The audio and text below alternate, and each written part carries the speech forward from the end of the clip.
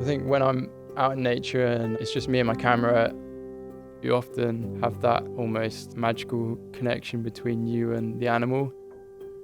This curious little bird came up to me and definitely wanted his photo taken.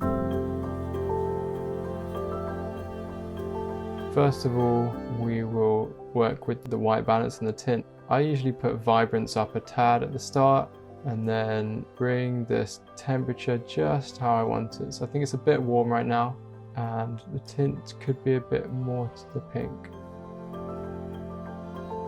I'll move on to color mixer, which is the main tool I use. So starting with oranges now. I'm going to push the saturation up and the luminance, just get it bright a bit.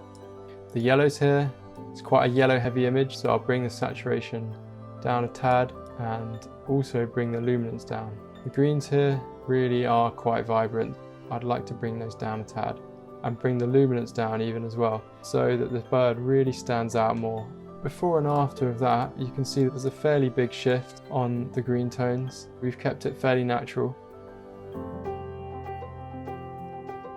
We'll go to the detail tab, use the Command or Alt key, and we can mask where we want the sharpening to be.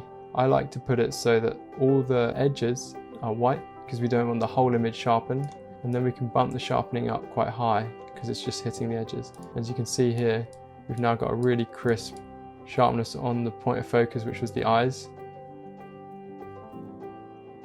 I think last touch really here is to add some linear gradients. So we'll do one coming in from the bottom and we'll just darken that foreground just so the bird's really popping out. And up the top, do the opposite.